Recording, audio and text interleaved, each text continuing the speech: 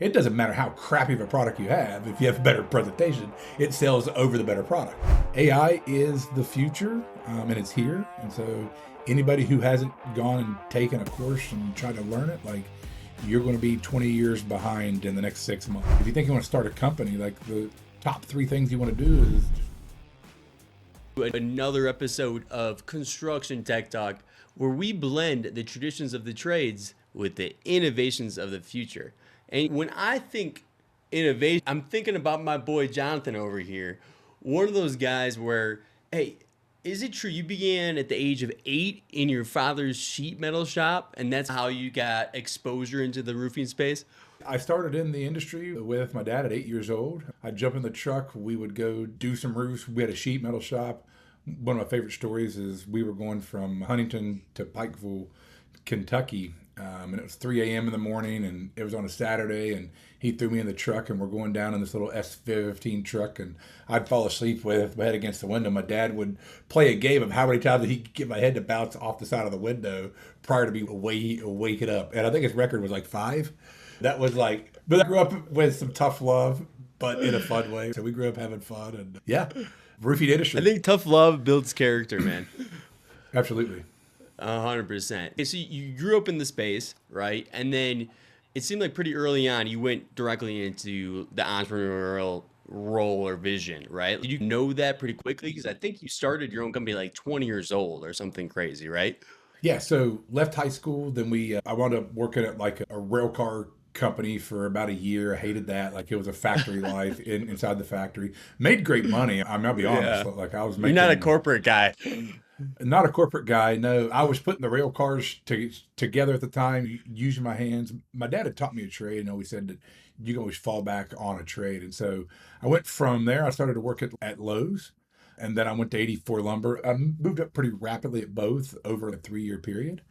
Was And this then down by the south? time I was in West Virginia. West Yeah, it was Virginia? West Virginia. There's a tri-state area there. Ohio, West Virginia, Kentucky is where I was focused at. And then, and then 2020, 2021, we just started building houses. I went to work for one of the largest builders in West Virginia as their framing crew. And he taught me a lot and just took me under his wing. And I started framing houses. And then 2-3 years into it, I started building spec houses. And like, it became a fun thing. So I enjoyed framing houses, man. It was fun. How did you know that at such a young age that you were meant for entrepreneurship?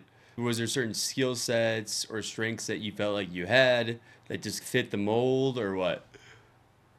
So I didn't fit the mold of working in a factory. I didn't fit the mold of like working at Lowe's. With all respect to him, like, I was assistant store manager within the first year.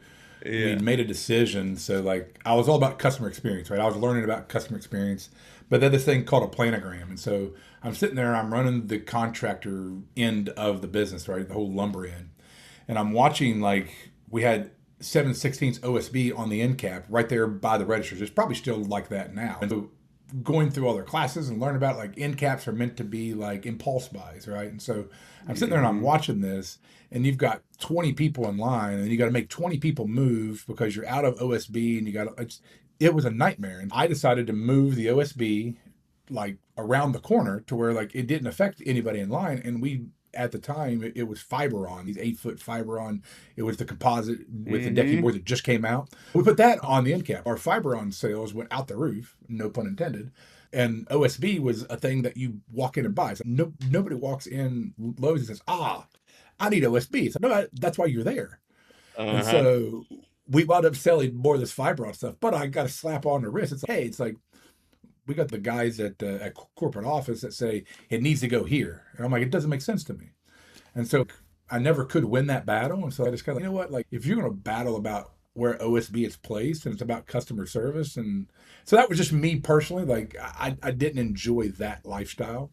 84 It seemed like Lumber you was, liked the merchandising aspect of it, which is interesting because you mentioned Lowe's. Yeah. I basically Yeah. worked at Home Depot because I worked for Milwaukee Tool. Yeah. And you're basically going in. It doesn't matter if it's a Home Depot or if it's an Ace or whatever it is. If you see someone walking out with a DeWalt or a Makita, you got to convert them out. And then I got to try to get the end caps, right? The whole aspect of, I guess, merchandising is interesting, though. It was more the customer experience, but yeah, the merchandising was kind of part of that part of it then. And going to 84 was actually a blessing, right? Because it was outside sales. I enjoyed that. I got to know how to sell to the contractors. It was B2B sales. I Mm-hmm. did pretty well. I was the fourth sales guy in a $3 million yard at the time. My first year was like $1.5 million in sales and with all new clients. And so it was fun to learn like how to do that.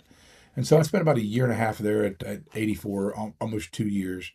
And then decided I want to just start working with my hands again and started to sell myself at that point to other people and to other contractors and start to frame houses. So Nice. And then how old were you when you started to frame houses as your own company?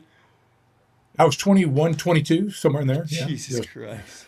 Did you Yeah. have any Yeah. It's money? just I mean, what was the situation like? Did it take a little bit to get cooking? Did you know anything? It's like you don't have any wisdom yet, even at that age.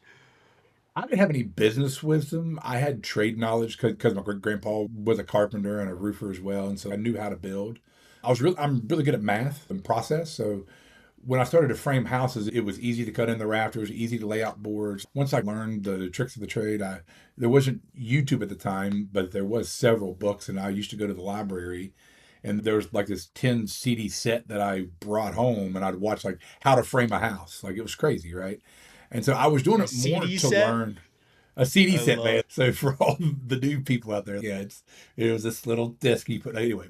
But so I brought it home and I went to the library, right? So that tells you everything. So I brought it home and I was watching it. It was more for the 84 lumber sales. Like I wanted to learn like how the framers actually thought and how to actually do it, so I could speak that lingo. But I got mesmerized by it. Hey, like I could do this. This looks like fun. And so we started to build houses, man. Started to roll floors, stand walls, put roofs on, and the rest was history with that. I really enjoyed it. What tips do you have for the young, maybe future superstar man or woman out there who might be in that younger, early 20s, right? And looking Yeah. to start a business in the trades. You got any tips? Yeah, the main thing is don't be afraid to fail. I think failure is just part of the growth process. Go try multiple things. I started out in framing, I wound up in roofing, but I started out in retail sales and then business to business sales and then framing and then roofing. If you enjoy construction and working with your hands, just go try it because you might want to be a plumber, electrician, HVAC guy, or roofer, whatever it is. It's go find it, and if you like to do those things, and I like construction because it's always progress, right? You're always seeing Mm-hmm. progress. You can implement processes really easy. It's different than other businesses, but Did you just in say it was construction, easy? You just say it was easy? I don't know. I talk to people that struggle all the time, man. Maybe that why you're able to sell businesses though is because you think it's easy to build out processes because most people don't think it's easy. I so it's a fair question. I think processes are easy to follow. And if you start at the very beginning with some type of a process, it makes your life easier. So once you have a process in place, yeah, I think that's the one thing that I have a if there's one thing that my autistic side kicks in is process. Step A is preparing for step B. It I doesn't matter love what it it. is. Yeah, I love it It's too. like as long as you start with a process, like you can always like change it and tweak it and make it better. So I'm process driven. And I guess that was raised up just from my dad. It was like, hey, when you go up a ladder, you always take something with you. When you go down the ladder, you take something with you. When you're doing this, you're preparing for that next thing. And so I think that was instilled into me that way. But yeah, I think process is actually easy if you follow it. So it's hard if you can't get past yourself and your own ideas. Let's not reinvent the wheel. Processes work. Just stick to them. With the sales Oh, process, production process, like just go out there and find somebody that has a process and hey, how do I learn how to do that and just implement it. Like the yeah, hard thing is breaking your own psyche down to implement it. That's it. It's not the process itself. like overcomplicating it basically. Yeah, overcomplicating it or overthinking it, overanalyzing it. I think the power is in action, right? So you just take Hmm. action, just start to do it. If you think you want to start a company, so back to the original thing, like if you think you want to start a company, like the top three things you want to do is just get an LLC, start a brand, get a brand. Like my building company was JB Builders. Like it wasn't really anything spectacular. I wish I had an actual brand. I learned about branding later, but start an actual brand. Like think with the end in mind of the brand. Like having my initials or my name in it, it's cool at the time. It's the legacy thing, but it doesn't resonate with the homeowner. So you got to come up with a nice, fun brand and then build off of that. May just get you a tax attorney and just an attorney in general to help you with your contracts. And that kind of stuff. So have the money to invest, and it's not a ton of money. Save up $5,000 like over time, and then get an attorney, start a brand, get all that kind of stuff done, and then go after it. Like starting the company will be $500 to $600, and then learn how to sell yourself. Like that's the third step Mm-hmm. is you got to know how to sell yourself. And it doesn't matter what the product is. If you want to build houses, if you want to put on roofs, you want to put in windows, Gotta sell. um, you got to be able to sell yourself. Like life is a negotiation. 100%. With the process side and the workflows, if you're struggling out there, one thing that I like to do with my clients is honestly, I just use Fathom or I use Recorder. Does even if we're in person, and everybody's talking about the process from basically when a lead comes in, with every automation, every task, every assignment, you name it. And then from there, I take that recording, I upload it into a mind mapping tool, and it'll map out the whole thing. So if you're more of a visual learner, that can go a long way for you to be able to see it and understand it. Yeah, and just think of a customer journey. Like that's what you want to do is start with the customer journey first. Is like, how do I have the best in class journey? Product doesn't matter at that point. Like it doesn't matter what shingle you use or what. It really doesn't matter at that point. It's like how do I give the customer the best journey? How do I have the best brand? Because if you think about brands like Apple, Google, whatever, like they give you the customer journey and they've got one name brand and you know the brand, Mm-hmm. you know what the Apple logo looks like, what the Oh Google yeah, logo looks like. So it's about experience. brand and customer journey and experience, and that's what it's about. You gotta think with Apple, they touch your soul. For someone like me that works on a computer all day, right? Yep. They're all about that creative in you, right? And you being different, right? And you buy into it. It's sleek, it's cool, right? Even the packaging, right? You buy a new Mac or a new iPhone, just opening Yeah. up the box, Yeah. it's the It's the best. experience. So when we were talking Yeah. about the younger entrepreneurs trying to get into it, you mentioned just getting an LLC. That's something that I preach too, where it's like if someone tells me an idea, hey, if you don't want to jump now, go get an LLC, go get a business bank account, and just start to dump a little bit of money in. You suggest something Yeah. like that, or what's your thoughts there?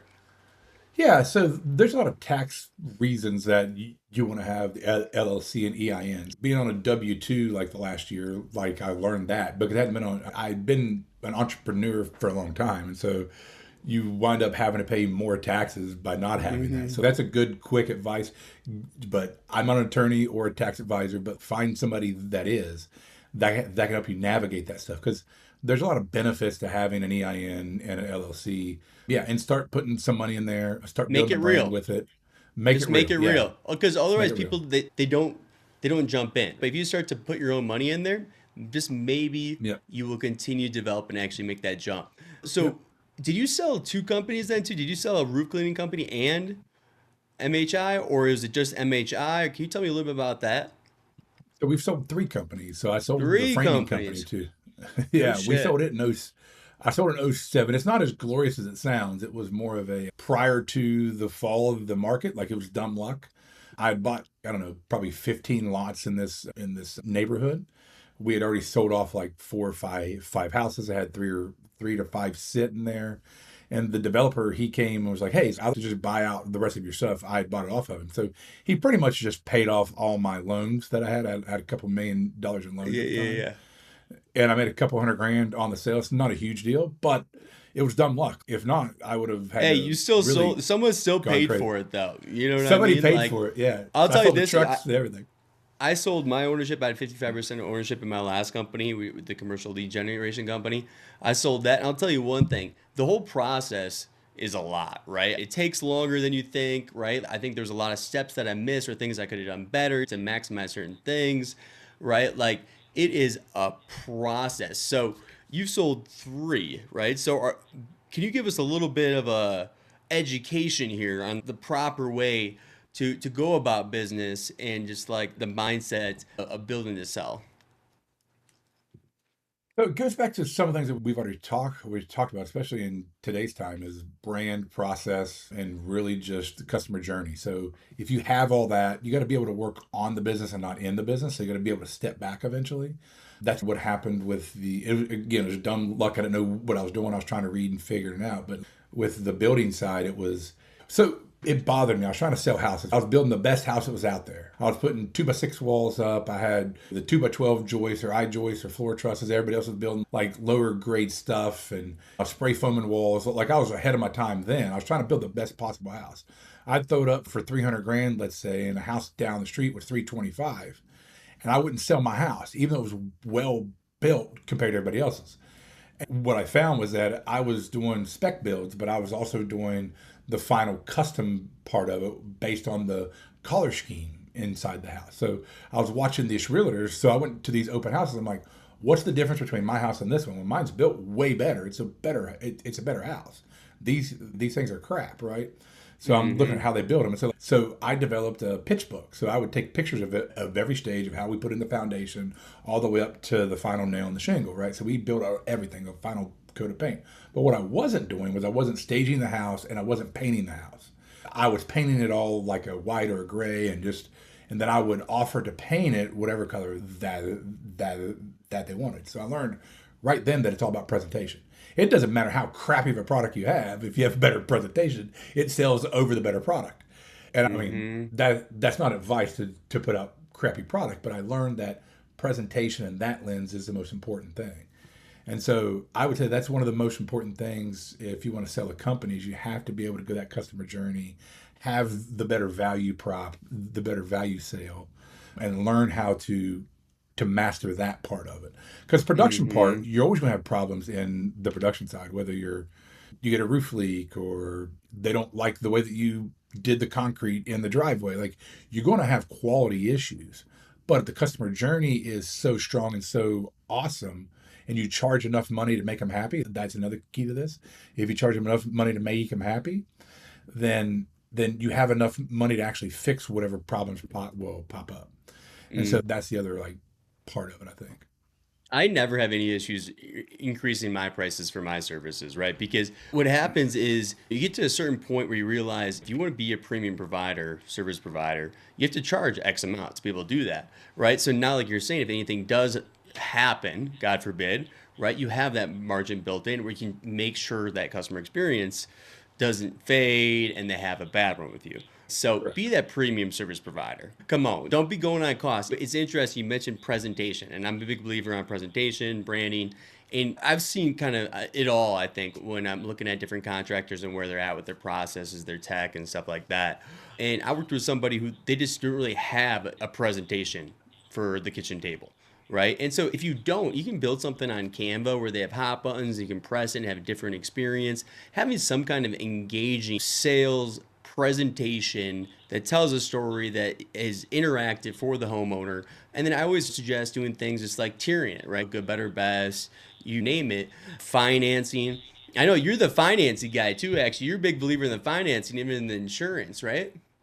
Yeah, so the financing is key as well as far as cash flow goes. So we did a lot of insurance work early on with other companies, but what we learned how to do was basically flip everything from insurance to retail. And the key to it was financing. So instead of beating my head up against the wall and dealing with the frustration of adjusters and insurance companies and waiting on the approvals and the 97-step process, ours was like, hey, they would get their scope of work back and like, hey, wow, this is great. Like, they approved 18 grand. Like, last guy only got 14 grand. Why don't we do this? I'll just go ahead and give you 18 months of no interest, no payment. I'll recommend this attorney or the PA. Let's go ahead and get you on board to go ahead and get this done. And we'd sell it at 25 grand, right? And so instead of me having to fight with the insurance company, I'd go ahead and close the deal in 18 months, no interest, no payment. They have no out-of-pocket expense right now. They can go fight the insurance company. Typically, in most states, once you get the PA or the attorney involved, you got to word it with them correctly and have the right people. But they'll give the insurance company 30 days to go inspect again, and then they give you a clearance to go build. So we built the roof at day 31. And so the homeowner has their roof, and now they have something to go fight with. And so this is a secret that we're just letting out. So this is cool. The cool thing that we would love to train people on, but now the attorney and the PA now has a cost incurred invoice for 25 grand plus the interest that they would be paying if they got an interest loan that they now take to the insurance company and fight with. So are you helping navigate that relationship with the homeowner then, or are you not even involved in that with a PA or whatever? we, Nice. we always just passed it off. So no AOB, like Perfect. even prior to the Florida no AOB law, like we were already ahead of that and tried to pioneer that. Of, hey, we don't want to mess. We're not insurance guys.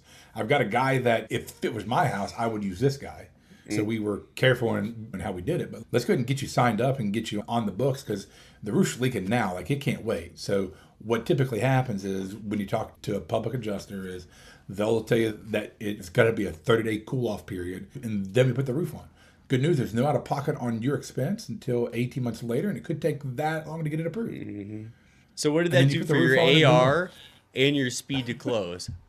What did it do So for our that? speed is our speed of close went out of the roof, pun intended. Yeah. We are like we've never had anything like we at our peak at 17 million, like we never had over 150,000 open AR over 14 days. Nice. Wow, We just nice. close stuff out, right? So That's bad. our cash flow was king. And so that's what it did. So it took the frustration out. It took the back and forth with the insurance company out. It took that whole supplement process out. We would recommend a supplementing company or recommend something out, but we would close it on financing, 18 months, no interest, no payment, and then let them go through the process with somebody else. Here's what happens. And this is what we found. When I was working the insurance side, the homeowner, when you give them a free roof, if you will, or just pay the deductible, they don't fight as much because it's not their money in their mind. So like you're trying to get them to talk to the insurance company, trying to get them to do things. But when you financed it, now they've got a vested interest because they've already prepaid to get this roof done. It's on their credit score, right? So they want to get it done. So they'll make those phone calls. And so it changes the Hmm. whole Some concept inside the homeowner's urgency. mind. It's emergency. But we would play it as even this. Listen, like you got 18 grand, it's 25 grand. That's awesome. Take the 18 grand. I'm not a financial advisor, but go store that away somewhere, make some money on this over the next Amen. 18 months, right? And or Exactly. pay off or pay off high interest credit card loans or pay off your student loan debt or whatever. I'll give you 6.9% interest and you become an advisor and you're actually helping them. So it's all about giving that desire to actually want to do business with you. So whenever I hear that somebody's using this strategy that you, of course, implemented and crushed it, were very successful with in terms of taking insurance, making it retail and financing it, not even dealing with the insurance process, I just make sure we scream it to the rooftop because I work with a lot of insurance guys. I try to push them, but I get it. It's a very uncomfortable switch. So do me one favor and maybe just leave them with one more line or advice on that topic for me. Yeah, if you're tired of being frustrated and beating the head against the wall and you feel like that you're always going out of business because your AR is just stacking up and you can't afford to pay people, just switch a mentality. The tides are switching anyway to be more retail. Start financing. Don't look at a dealer Hmm. fee as like why would I pay the bank money? Raise your price, include it into your COG. Like just we run a blended COG model. So like it doesn't Hmm. cost you 9% a deal. So think of it this way, Nick. If you're paying 9% to offer an 18 month and no interest and no payment, and I don't know what the price is right now, but let's say it's what it is. Hmm. And 30% of your customers take that offer, right? Just because you offered it, right? It's not costing you 9%, it's costing you 3% Hmm. across the Hmm. board. But your cash price and your finance price is the same exact price. So you run a blended COG, and there's like a worksheet that we have that we run through with some of our How clients. about So that? hey, if you blend this out at a 30% finance rate versus 70% cash, like this is what it looks like. And so don't view that as like the banks are evil when they're taking your money. No, they're No. helping you cash flow. And I'll tell you this, whenever with my last company, whenever I was in kind of growth mode, didn't matter if it was hiring more payroll, more staff, it was just any kind of additional overhead. If I could get more line of credit or if I could get out some kind of loan at a cheap rate, I would usually just take it just because for me that cost was worth the safety net, just in case. You never know. And so that's just me. And it's kind of the same thing with finance. If you're paying some kind of small dealer fee, dude, what about your AR? How much is your AR going to go down? You know what I mean? It's nothing if you can get your AR down because that's a big issue for majority of people that I talk to. And your cash is in somebody else's bank account making it interest. So Hmm. you're paying, so you're losing that anyway.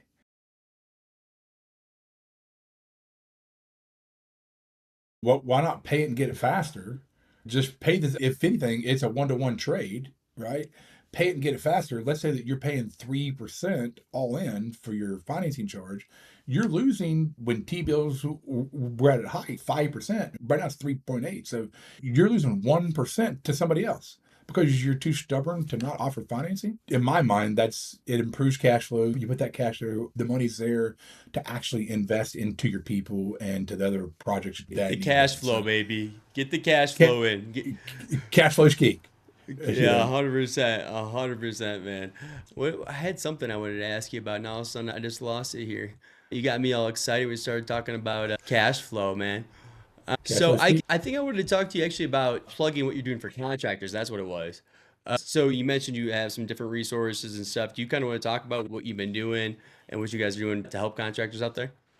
Yeah, so we jump back into the consulting ring here really soon. I'll have a fun announcement. We're partnering with a manufacturer and some software companies as well to help with contractor programs. So it's coming soon. I don't want to give it away yet, but it's going to be fun and hopefully shocking and the main thing is impactful, right? So we want Hmm. to make impact with that. But yeah, so we want to take the knowledge base of what we've done over the last 20 years and try to help other guys to just not get frustrated anymore and not be distracted and actually focus on their businesses. Hit him up. You got nothing to lose, right? He is a success story over and over again, right? He knows what to do, how to handle certain situations, and where to get you from where you are now to where you want to go, which possibly could be selling your business one day. So make sure you're hitting him up. Is it website? Do you like social? How do you like having people hit you up, Jonathan?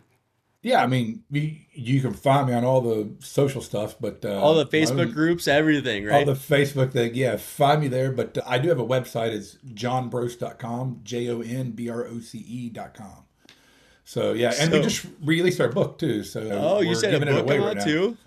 Yeah, and we're giving it away. I bought 150 copies that I'm passing out, so I've already given out 58 copies. So hit me So up with that. how do they get the book then? Is there a link or anything like that I should snag and throw in the description?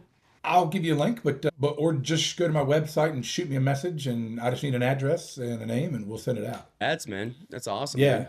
yeah. It's just the whole like it's the first book, right? Of actual book. Like I've got a lot of stuff that we've written, but it's really a leadership handbook, and it's meant to be funny and like it really leans into all the stuff that happens, right? So we have funny phrases in here. I made a glossary of embrace the suck and all these things that we've said over the last 20 years of like how do you like really build a business and the dumpster fire like survivor stuff. It's just stuff that just happens, and the main thing Hmm. about it is that it's all about failure. So we like when it comes to clients and coaching and that stuff, it's like I can tell you what not to do. I might not be able to tell you what to do, but I can say, hey, listen, these 9 things don't work. Hey, So yeah. Hey, I'm telling you, doing the wrong avoid these thing bad. will take more time because then you got to turn around, you got to fix the mess, you got to come back, you got to hire a new person, you got to do this. So just Yeah. avoiding those pitfalls is worth it. Can you kind of tell me a little bit about like the 41, the Proverbs 41, a little bit of that in the Yeah. background there?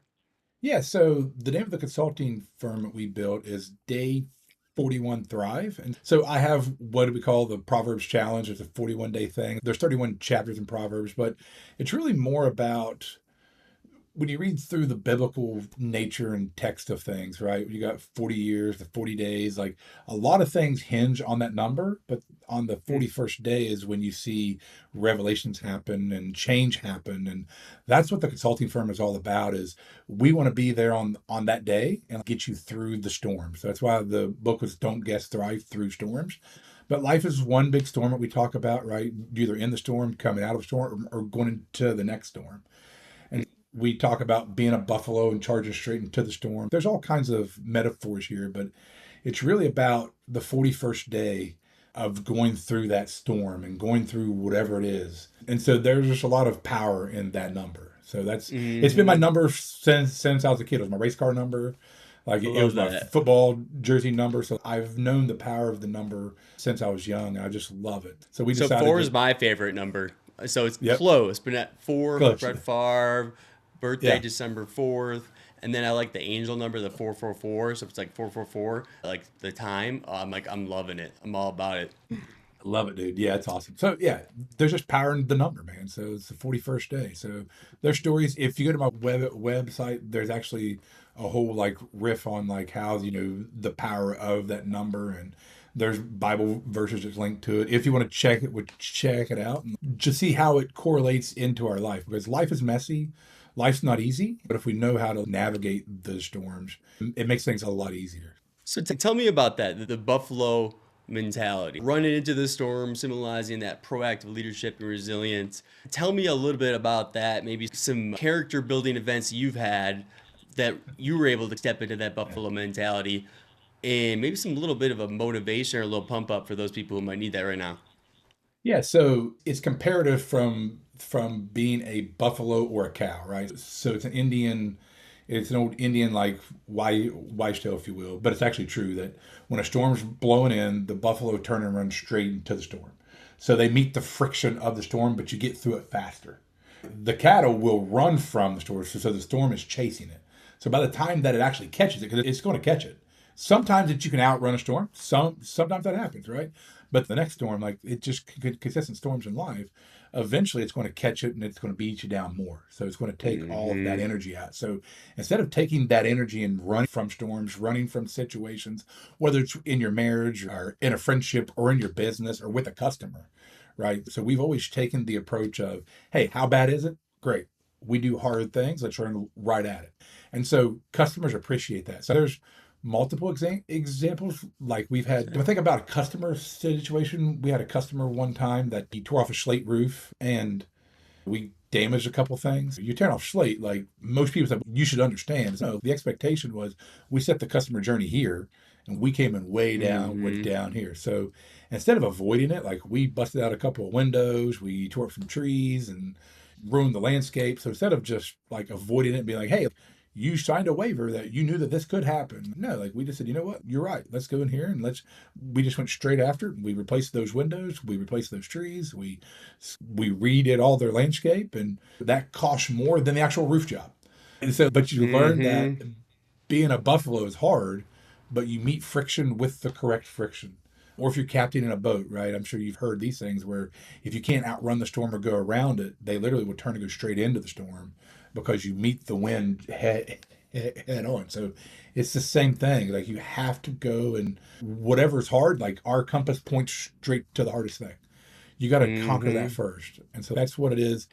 And a lot of times as business owners, entrepreneurs, we want to go the easy route. Hey, I started up my own company just so that I didn't have to deal with all this heartache. I got a team that actually does it. No, like they follow your lead. So you're the first person that goes into the storm, You're up right? for They're never going to go into that storm unless you go into that storm as well. So a compelling vision and a leader that they believe in, leading by example. 100%. What about grit then? Like, I was listening to an interview with Sam Altman, the founder of OpenAI, ChatGPT, and he was one of the big founders or leaders of Y Combinator, right? And they're making the biggest, best startups in the world. And they didn't. They said it wasn't intelligence, it wasn't network, it wasn't XYZ. The number one trait in the most successful entrepreneurs is grit. Is it's that true. something that is built in you? Is that something you learn on the run, type thing? I think I think grit can be learned, but I think it Mm, has a different starting place. So it's almost like what is your why, and your why changes, but and it's changed over the years, right? It that's a was good point. kids, and then it's my wife, Priorities it's change. kids. Yeah, so I think grit is it becomes ingrained in who you are, but it depends on how you define grit. I would define grit as like you do the hard things. It's in my mind, grit is more discipline. So the discipline equals freedom, right? So if we take the Jocko approach, to me, grit is Hmm. discipline because it's a lot easier to follow a process. It's a lot easier to be disciplined than what it is to not be disciplined. In my mind, I think grit is just getting up doing the same boring thing every day Over because and it's over the and again. right thing to actually do. So I think it's repetitive motion. Mm, So that's how I look at grit, yeah, but I like that. it's doing the hard things. Maybe that's why we overcomplicate things like processes and stuff like that, because you just have to do the same mundane thing over and over again, and people that they just can't handle it, man. So No, I got a couple more questions for you. I really appreciate you love it. joining us, Jonathan, man. It's been a pleasure hanging out. So first one would be Ugly Roofs. Tell me about how that idea came, and then it's that interesting spot where you had a roofing company, right? And then you also now the flip side where you build that network and you're actually serving Yeah. contractors. So Ugly Roof, after we exited our soft wash company, like I had already had the idea of the next thing, right? So you take the idea. So for young people out there, take the idea, work on it, put it on a box, put it on a shelf if it's not the right time. So Ugly Roof was the next idea. So I was like, there has to be a better way than just replacing roofs all the time. So we liked repairs, we like soft wash. So Mm-hmm. what's the next step? There has to be a rejuvenation product. Well, things started to hit the market. We found and we teamed up with the best. He's just a chemist. He's a great chemist Smart and he dude. figured it out. Smart dude. And so we figured out how to make the best product out there from post consumer waste. And so it comes from used cook. But anyway, so the whole Ugly Roof thing was one is it's a rememberable name. So it's a brand, right? So we started out with brand in mind first. And like we had some epic fails when it came to marketing. B2C marketing, the homeowners would be like, who wants an ugly roof? And like, why are you contacting me? And so we lead into it. It's like, you're right. Who wants an ugly roof? That's why we're called the roof. So like we learned a lot. But the original business concept, and this will be good for business owners who are struggling. Do I need to change the direction of the ship?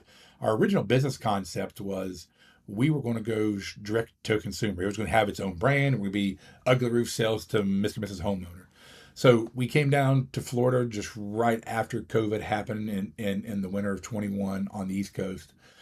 And we split tested it, like I market tested it. So we ran in as Ugly Roof and we ran in as MHI Roofing. And what we found was that we failed miserably on the Ugly Roof side and we were killing it on the MHI side. Same Hmm. process, same product, same price. We did everything the same.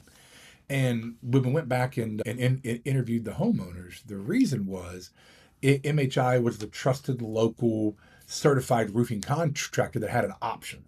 Where Ugly Roof Mm, was still a licensed roofer, but it was their interesting. only option. So this is wow, like this eye opening experience. It's like if I'm only selling roofs, the homeowner doesn't trust me as much if I do roofs and repairs. If I'm only doing rejuvenation, the homeowner doesn't trust me unless I can do the roof as well. So like Mm-hmm. it was this eye opening experience. And That's so we so started interesting. yeah, and so we Presentation. started. It was about yeah, it was about the presentation. It was the perceived value. That's it. So it was Mm-hmm. the perceived value, and so we were successful with MHI as selling the process as MHI, but we didn't do as well with Ugly Roof. So we developed and changed our whole business marketing plan, and it now became B2B because we realized like the product needs to be in a professional roofer's hands. Well, So yeah. knowing Because that, if a roofing company who maybe a homeowner doesn't trust and they're used to just pushing a replacement also now has in their tool belt Ugly Roof, right, another solution at a much yeah, more affordable price, all of a sudden they look like the hero.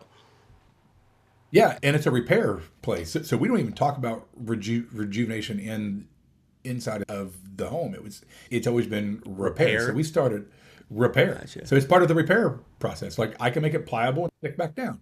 That's part of my repair process. And so that was the secret to it. And so our whole process was about let me see if I can repair this. Like it was a repair mentality. Now the numbers say that 75% of the time I can't repair it, but at the same time, I'm trying to set the homeowner at ease because I want to see if Mm-hmm. I can repair it. So now the sales reps follow the process. They get in the attic space, they get on the roof, they look to see if the shingles are stuck down. Like they do a thorough inspection every single time because we're trying to see if we can repair it. So again, it's perceived value and you're letting the homeowner down easy. And we pulled a little card out of the HVAC space of the first one to get there wins, but it's not really the first one that gets there. It is. But it's the first one to answer the phone and says, yes, I can handle that repair. Mm-hmm. So most roofers say, I don't do repairs, call this person.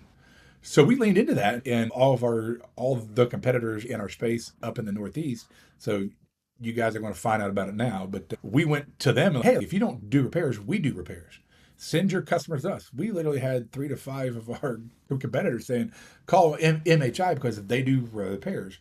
Us knowing the statistics are 75% of the time, it turned into a new roof. So they would just That's turn what I was about to down ask you. roofing. Yeah. Yeah. Yeah. So Yeah. we Did started it to get free convert? leads that way. Yeah, Yeah. always. It always converts. Always. Yeah, it always So converted. the kind of like the last topic I wanted to touch on was, are you a fellow kind of like tech nerd, it seems like, or what? I really like tech. Yeah, I got into tech about 10 years ago out of necessity because there really wasn't anybody in the roofing space that understood it. So I just started to like figure it out. And again, it's all process driven. So I love process. I love trying to figure out like how things work and operate and how they connect and integrate. Oh, it's what supports everything, right? You have all these great strategies, processes. It's always the software that's going to be able to support it, right? And so I actually, you were posting one of your articles in one of the groups, and a lot of the things that you said, I actually agree with. So for me, I don't take any kind of money or advertising from any tech company, no affiliate. I speak the truth. And so when I was reading yours, I agree with a lot of the stuff that you said. One of the tools that you talked about was Roofer, right? Are you thinking that's one of the big dogs on that's got a bright future based off the roadmap? Yeah, so I think they are right now the underdog that has a lot of things under what they're building under that hood is phenomenal, right? So, and I Mm-hmm. like their approach of slow rolling it out. 2 years ago, like with Richie, I love you with that. Me and him had a real heated conversation in a good way. Like we're still great friends, but like I was building out a process in Zoho, which I still loved it. And they wouldn't Mm-hmm. open up the API for me. I was upset about it. Like, hey, like, why can't we get this stuff? Now that I'm looking at what's under the hood, I'm like, now I understand why. And Yeah. so what they're building out, if like I'm not the I was visionary, I bugging was him for in the moment. API in the Yeah, Facebook group the other day. yeah, but I'm not the visionary. Now that I can see their vision, I understand why, because what they have is good. And listen, so the article you're talking about, or the blog I wrote, was it was Service Titan, Job, Nimbus, and Roofer, and I've used all Mm-hmm. three of them plus Zoho, and I've used them and built them and extensively, and they're all wonderful in their own realm. I think where Roofer has the edge, and where they're going to even continue to have the edge, is their instant estimator is built in, as well as the measurement tool is built in. So there's no So great. external links needed. So I think Yeah. that's the biggest thing. Nimbus has come a long way with single quote integration. If you want full customization that you can see numbers, like you can build it out in Job Nimbus. Service Titan is phenomenal. It's a full ERP, but it's going to take you some time and some money to get it spun up. Like we had a team of 20 people working on it. It still takes 3 to 6 months. Like it's Mm. tough to implement, It's a but you get process. it's a process, but it's a great tool. It's a great tool. Mm-hmm. I don't think everybody needs it. I think each of them have their own market spot, but I think that if you think about market, like 80% of the market will be what Roofer has, if that makes sense. So I think it's a really cool tool because of Yeah, that. it's interesting. Obviously, Job Nimbus, they got even more funding, right? They're able to Yeah. purchase Sumo Quote, right? So they're adding in a tool like that, which of course is a great estimating feature. For me, I'm all about like the user interface and just like how easy it is to navigate. And when you look at Refer, you're looking at something that is that modern design, right? That's a little bit more intuitive to get around. Boom, represent, baby, dude. Yeah, man, it's funny because I ran into them on accident, right? Because when I'm working with people, I give them my advice or what I thought was the best option for them, but it's always their Yeah. decision at the end of the day. And so I built one out for a guy about a year ago. It was my first one. I was like, dude, this is a great tool. And as I'm It's doing the there. implementation, they kept adding in more features. All of a sudden, you're getting ABC supply integration. All of a sudden, you're getting work orders. You're getting, boom, job costings coming out too. So it's like, Yeah. I'm a And believer. I am too. And so, and to give Richie and Nick and Pete and all those guys a bunch of credit here, like they listen, right? That's the cool part. They might not Mm-hmm. implement immediately, but they listen. And I've been a part of some of those advisory board conversations and looking at where the product was, where it's going, and being able to understand that like their vision is to be the best. Like it's customer Mm-hmm. journey, right? They want to give the customer journey as least amount of plugins as possible, but still make it simple enough to integrate and to implement. To me, it's a no-brainer. It's going to take them a Mm-hmm. little bit of time to be the ultimate tool. Like I'm 100%. honest, but they are the guy that they're in the Sweet 16 right now, right? We got to get them to Mm-hmm. the Final Four, right? So they're the Sweet 16 But now. you mentioned how long it is to switch a tool because a lot of these CRMs have so many tools and systems integrated that it's so much bigger than a CRM. So whenever I transfer somebody over into a new tool, you're basically betting on that dog. You're betting on that horse. You're But like, no, hey, I think in the future this is gonna pan out. So you're like, yeah. but what about commercial guys? You see any kind of top tools like the big commercial guys? I don't dabble a whole lot in commercial. I've used what's called Builder Trend, where it's got like some Gantt charts in it. I've used it in the past. It's a decent tool. I've seen Data Forma too is a good on the commercial side. It's not, it doesn't have the interface like you're talking about of Roofer. I still think Roofer could do very well for the commercial In the side. future, yeah. Yeah, in the future as well. But I don't have enough like experience to really talk intelligently about it. So I think Builder Trend has been a cool tool, and like I said, with the data side, I think that's a good tool too. It's a hard question, right? And that's why I asked it, is because whether you look at the complexity, just commercial estimating, all that kind of stuff. But one that I've been liking, especially as they added in the Eagle View integration and Hover integration, Job Tread. I got to Okay, interview the CEO there. 516 five-star reviews. Got to move for a commercial concrete company. Really nice. impressed by their tool, but I don't know the answer. And that's why I ask. I'm always curious to see what's out there, man. But what about AI? You got anything on AI before I let you go?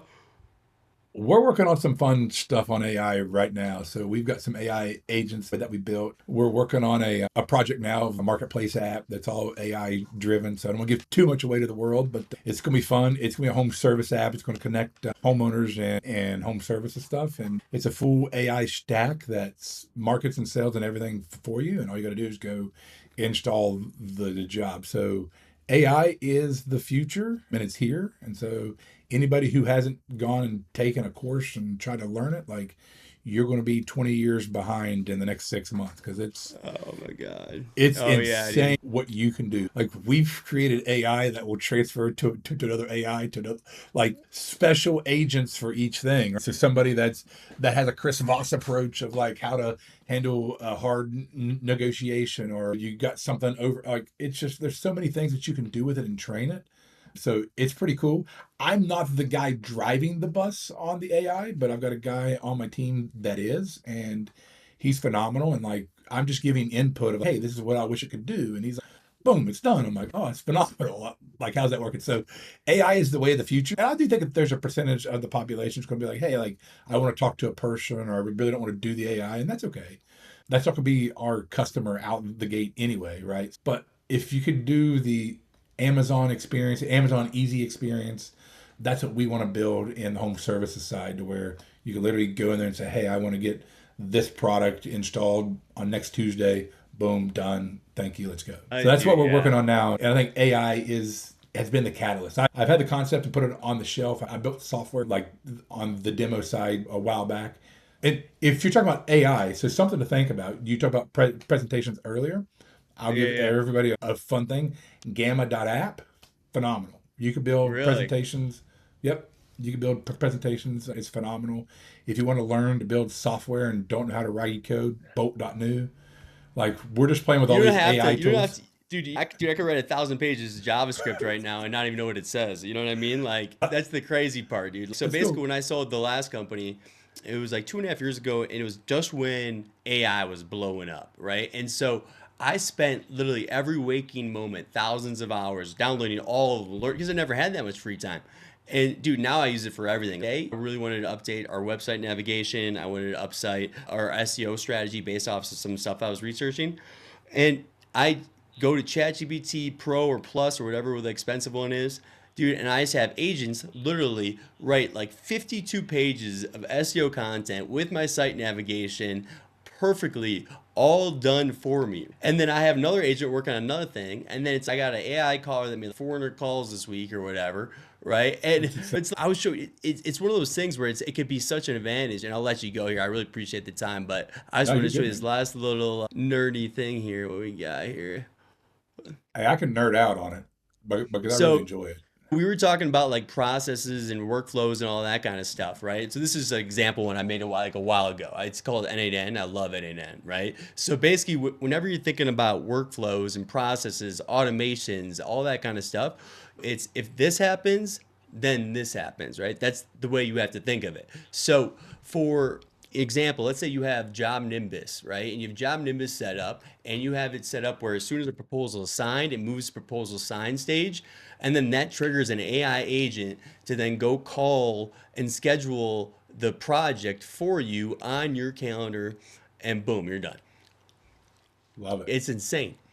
But well, hey, man, I appreciate you tuning in, man, Love and it. hanging out. It's been a pleasure. It's been a while since we had a chance to hang out. And congratulations on all the success. No, man, it's dumb luck. It's been fun, and just I'll do a shameless plug for the book here. So Do it. this is really about don't guess, thrive through storms.